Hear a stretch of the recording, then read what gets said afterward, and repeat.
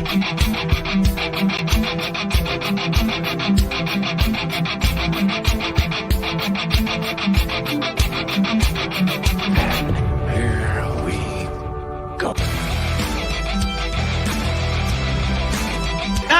let's roll out the carpet and bring on the Mountaineers. Pick on a spree. Yes! To Kevin Jones. The slam dunk, Kevin Jones. Left wing for Gansey, 3 in the air. Swish! Greg Jones, their outstanding guard, has to be the key. They don't blame me. Daryl Prue. Devin Evac. A weapon failure. Kirby Brooks on the two-pointer. Dallas Nichols wins the game. Alexander. It's a dunk right in his face. Send it in, Joe. Snake takes the ball to the left side, spins, shoots, layup, shot, good! Got that Carter throw ball. Javon Carter is in Trey Young's head. Butler into the lane, into traffic. It goes again. West Virginia has won its first Big East championship. They're going wild here at the Coliseum. So long, Big Blue. Hello, Golden Blue. The West Virginia Mountaineers are going to the Final Four. It is a great night to be a Mountaineer, wherever you may be.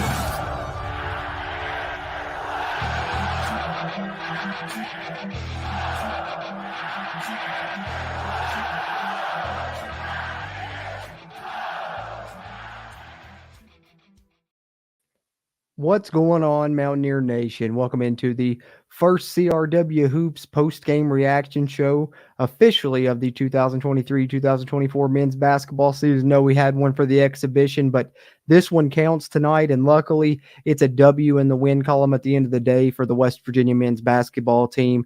Had us a little worried after a rough first half, but come out and put together a strong second half, and Coach Josh Eilert begins his head coaching career with the victory, and West Virginia starts off the 2023-2024 men's basketball season 1-0 with the 67-59 victory over the Missouri State Bears in this first game of the season here, and encourage you guys as we continue throughout here, let you all kind of guide the conversation. Drop your thoughts there in the chat, questions, comments, concerns, anything you got in regards to this WVU Hoops contest or this WVU basketball season as it progresses for that matter, because now I'm sure we have a little bit of stuff to base some of those thoughts on and some of our opinions for the rest of the year now. Haven't seen this team in action, live in this one game, of course, that we know of the first 9 that they'll not have Kirk Risa for, and we'll see what happens moving forward. But a little bit rough start to the first half, as I said there, and I think a lot of that, Coach Eilert said in his little halftime interview was they weren't, completing their offensive sets. They were breaking off of their offense, and I think some of that probably goes to not having Kirk Risa there orchestrating that offense and making everything go. But at halftime, seemed like they got some of those things corrected and came out and really played a lot better offensively in the second half and put together a strong performance, outscoring Missouri State by a good bit there, down 6 at half, win the game by 8. So complete turnaround there, and we really needed it and got it in the second half for this West Virginia team, and it was great to see. Got some people in here. Appreciate you guys. See you in here, John, Timothy, everyone else that's in here. Appreciate you guys being in here live. And if you are in here watching live, or even if you're tuned in on a playback, do us a favor, hit that thumbs up, give us a like on the video. It'll really help us a ton. And if you're a West Virginia fan, be sure subscribe to us here at the Country Roads Webcast. Helps us, and it helps you, as it helps get more of this Mountaineer sports content out to Mountaineer Nation. John Kelly says, good win for Coach Eilert. Had my blood pressure up from not guarding the long ball, but we prevailed. Country Roads, baby, until the next game. Hey, well said, John, for sure. They made it interesting there at the end, not guarding that long ball, for sure. That's what stood out to me. That guy was named Moore for Missouri State. He can really shoot it. I think he ended up with, 24 points in the game. And West Virginia looked like they were going to, pull away there at the end finally and have a smooth finish to this with about 4 minutes left. But then you get the nice run from Missouri State, cut it down, with 2 minutes left, and then West Virginia's up 5, and you're feeling good, and then Moore hits another 3. And so West Virginia just had to keep answering back, and I'll run through some of my thoughts on the game momentarily. But, yeah, definitely at the end of the day, that's the biggest positive you can take away from this. With everything that was up against you, the deck stacked against you, if you're Coach Eilert, you do come out with the win still yet in your first game, find a way to get that win. So shout out to Coach Eilert for doing that and getting it done here in his first game leading the Mountaineers. And the guys did have heart, John, for sure. That's one thing they showed. And let's go Mountaineers. Indeed, Timothy, as always. John says Slazinski had some nice words for the fans and all after the game. I'll have to check that out. I didn't get a chance to see that. I came over here and started getting things ready and tried to get this going here on this post-game show as soon as I possibly could. But yeah, definitely have to check that out. Slazinski's a guy that's impressed me, been here a short time, but I like his game and I like his attitude. So I like to hear that. Timothy says he could see Missouri State winning their conference. It's definitely not out of the realm of possibility. They've got some good players on that team there for sure. And, they brought in some other transfers to add to the good players they already had. That Edwards guy transferred in from Xavier, that the other guy transferred in from Arkansas, I believe. And like I said, that Moore guy can really shoot. So for sure.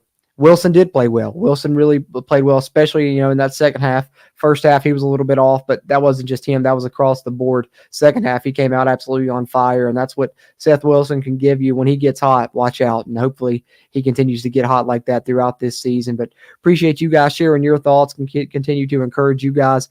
Drop your thoughts on the game there in the chat and touch on those throughout the stream here or any questions, comments you got there as well. I'm going to run down through some of my thoughts here. I jotted down throughout the game. Obviously wanted to note the starting five. It was kind of the one that we expected it to be, the same one that I detailed on the CRW Hoops preview podcast, if you got a chance to check that out. And that, of course, was Kobe Johnson at the 1, Seth Wilson at the 2, Josiah Harris at the 3, Quinn Slazinski at the 4, and Jesse Edwards at the 5.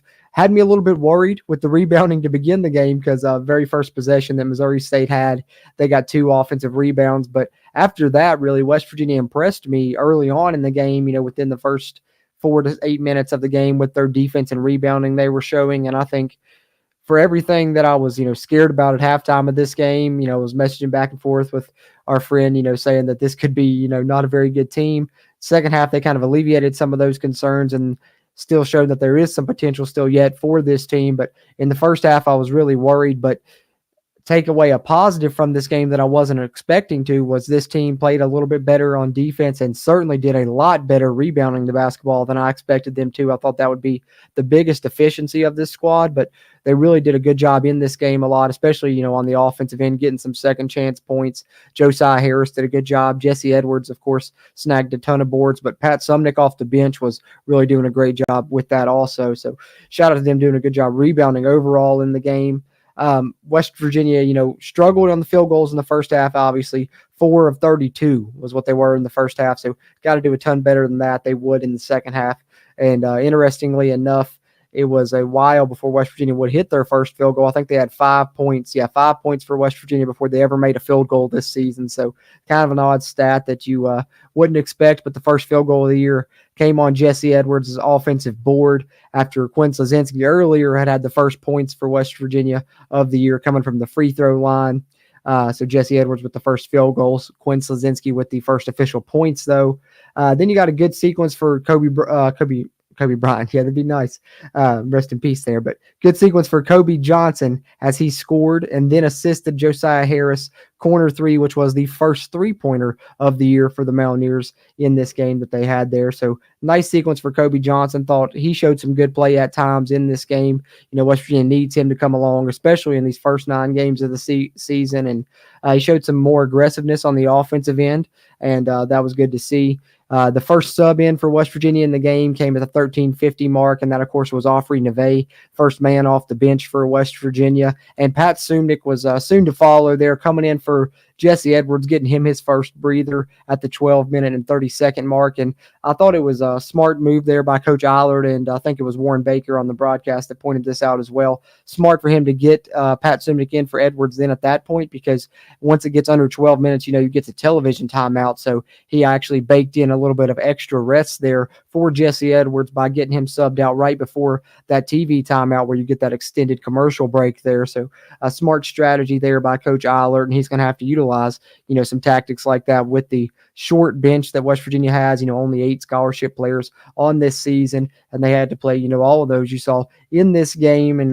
one of those we were wondering if West Virginia would play, of course, was Jeremiah Bembry, and he does get into the game in this one, checking in when Jesse Edwards checked back in, coming in at point guard for the Mountaineers, and played some minutes in the second half as well. So good to see, the Florida State transfer get involved in the game. Was wondering if he would, considering that we didn't see him in the exhibition against George Mason, but he did get involved there. Unfortunately, it was not a strong end to the first half half for West Virginia, I mentioned their first half struggles. Missouri State run extends it to a 13-0 lead to tie the game at 15-15. And then West Virginia's field goal drought kind of would continue from there on, having a field goal drought of 13 minutes to end the first half from 13:03 all the way through the end at the halftime break there. And that's what allowed Missouri State to really take a 30-24 lead into halftime. It was lucky for West Virginia that they were only down 6 really after having, going that long without a field goal, and of course going 4 of 32 overall on field goals in the first half. Luckily for us as Mountaineer fans, it would be a different story in the second half, and I don't have near as many notes on the second half because it was a little bit more on the edge of my seat. Didn't, have enough time to think about taking the notes, I guess you could say, because I was a little bit nervous as to how the game was progressing, but do have a couple more notes I'll touch on in regards to the second half. I'm going to take a swig of my coffee and catch up on some of your all's comments before I do that, though. Appreciate you guys being in here for the first official CRW Hoops post-game show of the 2023-2024 West Virginia men's basketball season.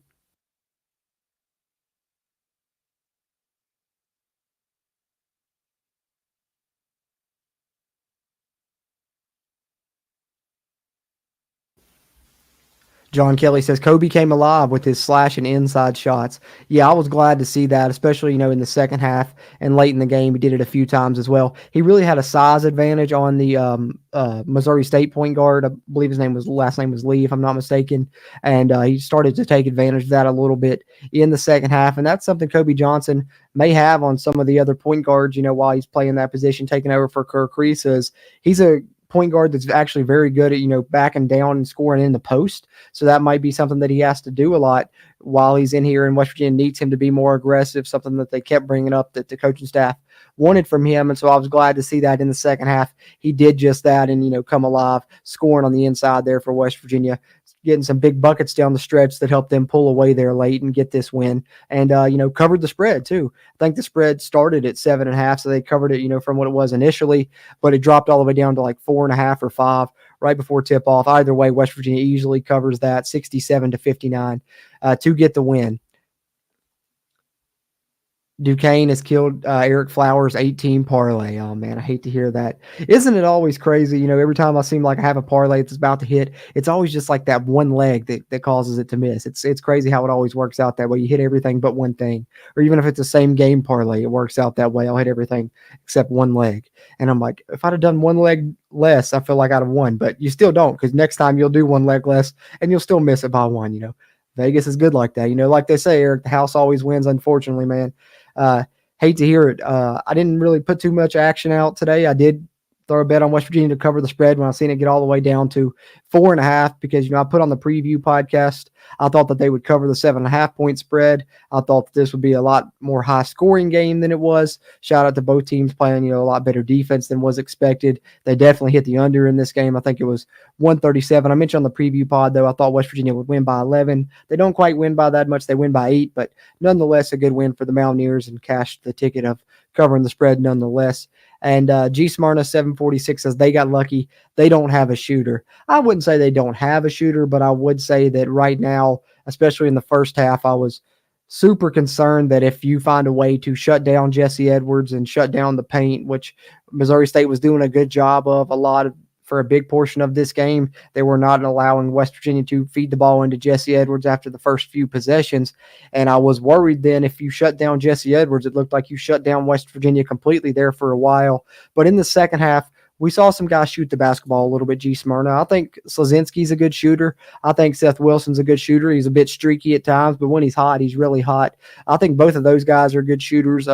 Josiah Harris can make shots, if you need him to. We saw him hit 1 3-pointer in this game. But, consistently, West Virginia does need, Kirk Reese back for sure. He'll be back after that 9-game suspension, and you would love to get the Raekwon battle waiver, get good news on that one as well, because that's the guy that could really be a scorer for you, because you do have some guys that can shoot, but I think what West Virginia lacks more than a shooter is someone that can really create their own shot consistently. If you're not able to feed Jesse Edwards, then you're going to struggle, it looks like right now, especially without Kerr out there orchestrating things. So, I agree. that West Virginia does have, some deficiencies when it comes to scoring the basketball for sure. G. Smyrna, you can't dispute that, especially when they go 4 of 32 in the first half. It's something that's going to be a concern yet again with this team. Wasn't something I thought that I'd say, in the exhibition, they showed some different things. I thought the offense would be the strength of this team, but in this game, they shown kind of to be similar to what we've seen, through Bob Huggins' basketball teams. Pretty good defense and rebounding, left a lot to be desired on the offensive end, and had a few scoring droughts that really hurt you. Sounds very familiar, doesn't it? But hopefully it's just ends up being an aberration, and maybe they find ways to score the ball more moving forward, and let's hope that they do. Timothy Green says, how about the shot that was a close one? Yeah, how about that from Kobe? Usually don't expect him to have that type of range. He's, a bit hit or miss when it comes to 3-point shooting, but definitely the shot clock was expiring, and he tossed that one up there, and it looked good. I thought he hit it initially, but then as soon as they showed the replay, I was like, oh, no, he didn't get it off, and stinks, especially when it was coming down close there at the end. You'd like to have that extra 3 points, but ultimately it didn't matter. Luckily, he was able to, secure the 8-point victory, but still awesome stuff there from Kobe, and hopefully, gives him some confidence to be able to shoot better from the outside moving forward. John Kelly says teams are going to triple and double team Edwards till we work out some issues. Yeah, that's what we've got to worry about right now. That's where the concern lies, especially in that first half. I think in the second half, West Virginia found some answers by, finding different ways to attack offensively, whether it was, Kobe Johnson, like we talked about earlier, slashing a bit, and then that led to some drive and kick opportunities, and saw some good shots from Quinn Slazinski and Seth Wilson, both at times. And I think Offrey Neve continues to show that he has really good basketball IQ, especially one of the plays there here towards the end of the game I'll talk about in a moment was good by him. But for sure, it's going to be an issue for West Virginia right now with, the lack of pieces that they have. If Jesse Edwards gets shut down, West Virginia is going to struggle. And, you can see the evidence of that right here in this game. Just kind of where we are right now, guys, unfortunately. Glad Sumnick made some baskets and got into the game. Yeah, he really made some plays, especially in the second half, John, especially in the second half. I appreciate you guys, though, doing a great job here, tuning in and chiming in. Great turnout tonight for this post-game show. We're going to try and do these for as many WVU basketball games as we can throughout the season here on the Country Roads Webcast. So stay tuned with us here, putting out plenty of Mountaineer sports content, especially right now when football and basketball are both going on here. Just today, we've put out, 4 videos on the channel, with this one being the 4th, 2 pre-recorded videos and 2 live streams. And it's kind of going to be that way throughout this time where both sports are going on here. So appreciate you guys being in here live. Continue to drop your thoughts there in the chat. I'll try and touch on them one more time before we close out, or if you're watching on a playback, drop your thoughts in the comments. Try and respond in text form when I can there. But whether you're live or on a playback, be sure to hit that thumbs up button. Helps us a ton. Helps this video's performance. Helps future videos performances as well. And if you're a WVU fan, be sure and subscribe. Helps us and you, as it helps get more of the Mountaineer sports content out to Mountaineer Nation. But let me take a swig of my coffee, then I'll hit my second half notes that I have, just a couple things here, and then touch up on your all's comments before we get ready to close out here this first post-game show of the 2023-2024 West Virginia men's basketball season.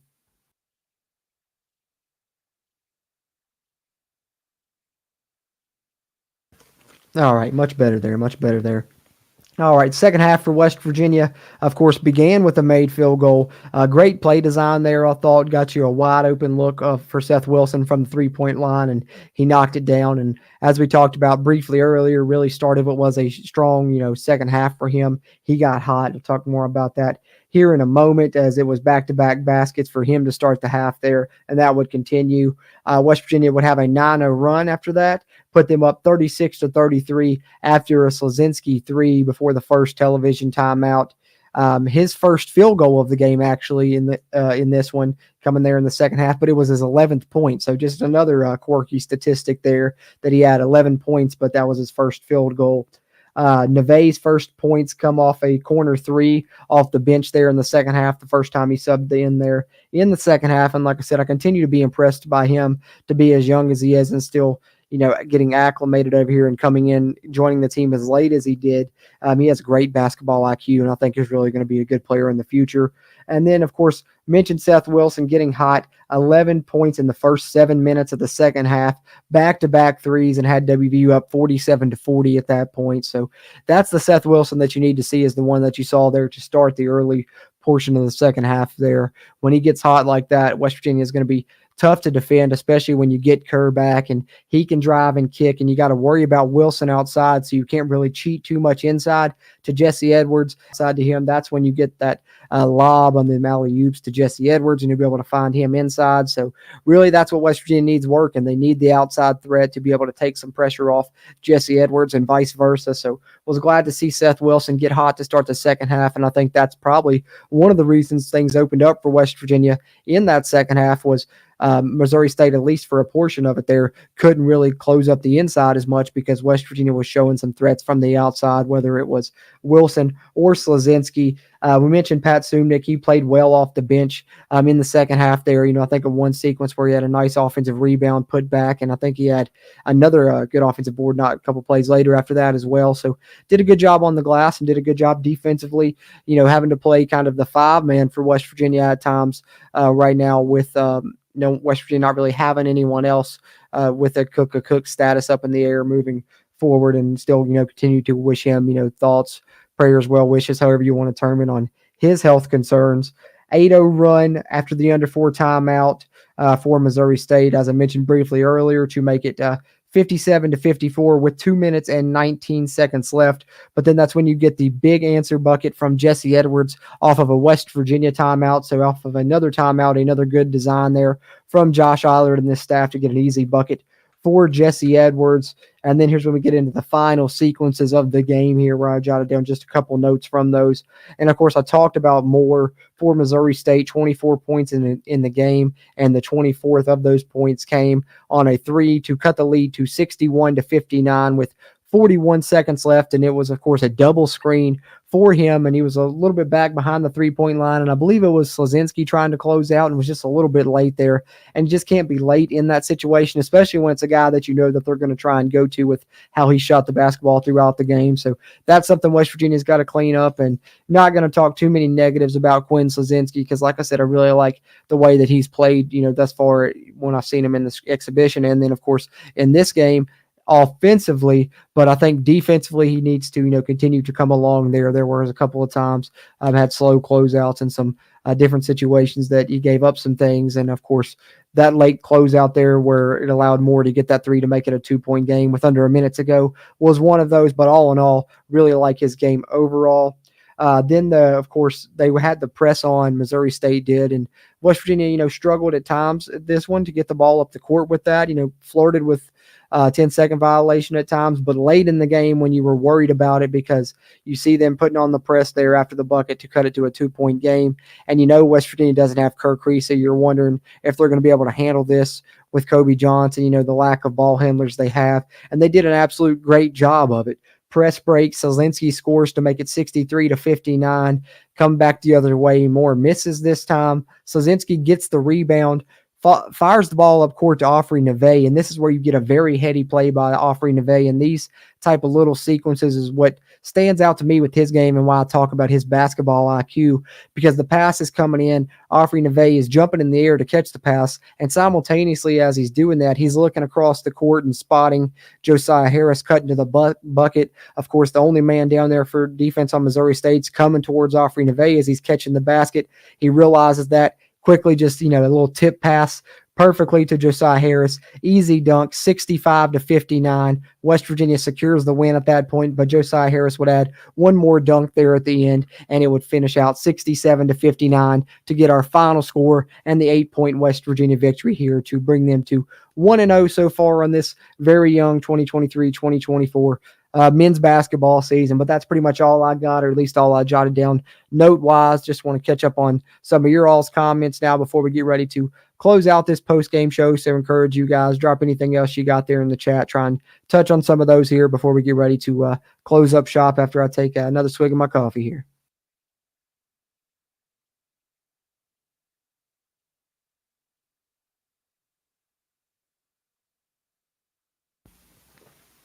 Kenny with a great comment here. He says he thanks WVU for showing good resolve, but there is room for improvement before we get to conference play. A work in progress for sure. Absolutely, Kenny. And that's a great way to put it, because they certainly did have great resolve, very resilient to, come back after being down 6 at halftime, really come out firing in the second half, and I was impressed by that and the way they continued to battle down the stretch, as Missouri State did as well, continuing to fight back into the game when it looked like West Virginia would pull away at times. But I think definitely work in progress indeed for this West Virginia basketball club, especially we knew it would be this way kind of starting the season after we heard, the 1-2 punch, really, I guess the trifecta, even if you want to go back to about a month ago, Perez's dismissal, the battle waiver denied, and then, of course, the most recent gut punch of the Kerr Kriisa suspension. All three of those, once we heard of that news, kind of knew it would be a rough start for West Virginia in this season, because with the timing of how long it took them to give West Virginia a decision on the Raekwon battle waiver, even if West Virginia is to get this appeal process, through and get it approved and get Raekwon battle eligible, it's going to be later in the season. And of course, Kerr Kriisa is out for 9 games. And then not to mention a Cook status as well. That's just something that you can't really control, and you just hope for the best for his health first and foremost moving forward before you worry about him even getting medically cleared to play basketball. So West Virginia just in a bind, but with all that stacked against them, you got to love the resolve, as Kenny puts it here, to find a way to win, and that's what they've got to do and continue to do, and they did it in this game. 67-59, great job for the Mountaineers to be able to do that. John Kelly says should get back up to 3 players before conference play. Hopefully, that's the hope, John. We'll see how it turns out. If so, it would be a big boost, and West Virginia is going to need that heading into conference play, because this team right now, has a lot of work until they're able to compete with, some other Big 12 conference teams. If I'm being honest with you guys, I always try and keep it optimistic here. You guys know that. I always try and look at the positive side, but got to keep it realistic too. This team, watching them tonight, they would leave a lot to be desired if this was a Big 12 matchup right now. But the good part of that is, we've got a good portion of the season before we get there. So this team has a lot of time to build chemistry, a lot of time to improve, and to potentially add back some of those pieces as well that John's talking about that can really help make a difference, as this team will only get better throughout this season. That's the one thing that we can hope for moving forward. Kenny says everyone hit the thumbs up button. Helps this video grow with more views. Appreciate that, Kenny. Yeah, definitely. Can't stress that enough. Fast, free, easy to do. Hit that like button. Helps us, and it helps you. Hey, nice rhyme there. Who am I, Dr. Seuss tonight? Worked out pretty good there. Appreciate that, Kenny, for sure.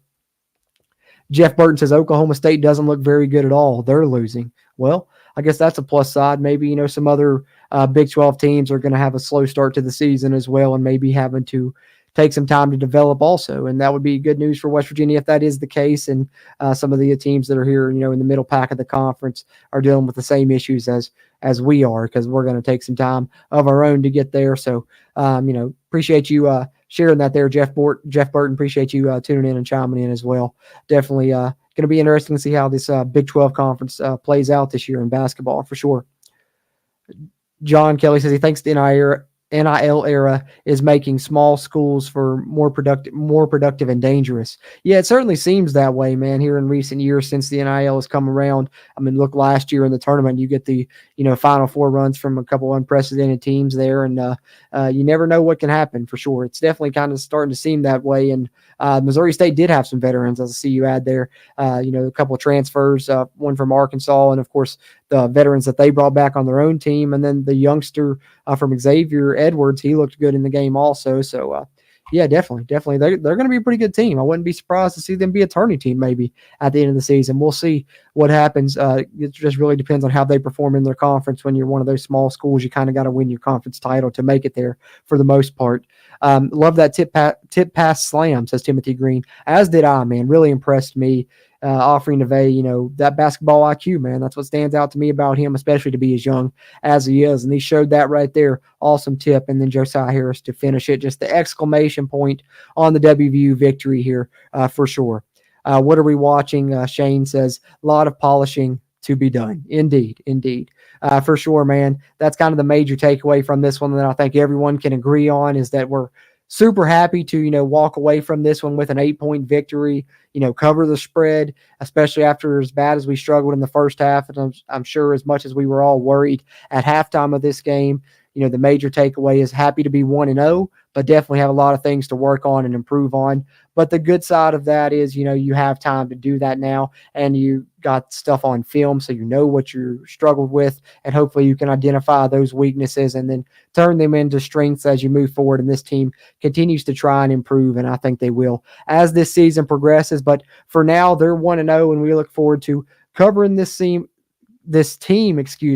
as this season progresses here for the 2023 West Virginia men's basketball season. We'll have another CRW Hoops podcast episode out in the coming days, recapping this game and previewing the second basketball game of the men's basketball season here coming down the line in the near future. And looking forward to talking about that one and the rest of the men's basketball games with you guys. Appreciate everyone that watched this, whether you watched it here with us live or if you tuned in on a playback and are watching this after the fact. And if you are, be sure, come catch us on our next live stream. We'll be here for most of the WVU basketball games, doing these post-game reactions live here on the Country Roads Webcast channel. So be sure, subscribe to us here if you're a Mountaineer fan. If you haven't already, hit that thumbs up button before you head out. Looking forward to more positive results for the West Virginia men's basketball team as this season progresses, as they get a positive result here in Game 1, coming away with the victory 67-59 over the Missouri State Bears to move to 1-0 in the 2023-2024 season. Having said that, as always, I'm Jordan Cruz, and until next time, let's go Mountaineers.